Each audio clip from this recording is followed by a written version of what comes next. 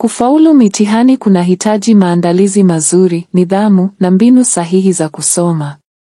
Hapa kuna vidokezo muhimu vya kukusaidia. 1. Panga ratiba ya kusoma. Tengeneza ratiba ya masomo inayoakisi muda wa kutosha wa kujiandaa kwa kila somo. Anza kusoma mapema badala ya kusubiri hadi dakika za mwisho. 2. Elewa misingi ya kila somo. Usikariri tu, jaribu kuelewa dhana kuu za kila somo. Tumia mifano ya maisha halisi ili kuelewa vyema dhana ngumu. 3. Tumia mbinu mbalimbali za kujifunza. Soma kwa sauti, tengeneza madokezo na tumia ramani za mawazo. Jaribu kufundisha wengine kile unachojifunza, hii hukusaidia kukielewa zaidi.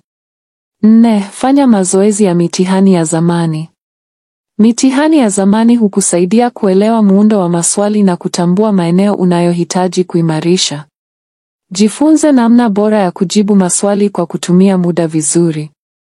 5. Dhibiti muda wako. Gawa muda wako vizuri wakati wa kusoma na wakati wa mtihani. Jizoeshe kujibu maswali ndani ya muda uliopangwa. 6. Pumzika na kuwa na mtindo bora wa maisha. Pata usingizi wa kutosha, fanya mazoezi na kula chakula chenye afya.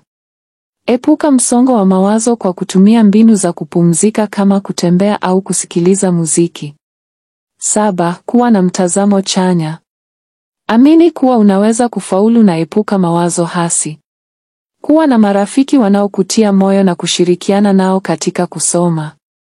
Ukifuata vidokezo hivi kwa nidhamu, utaongeza nafasi yako ya kufaulu mitihani kwa mafanikio makubwa.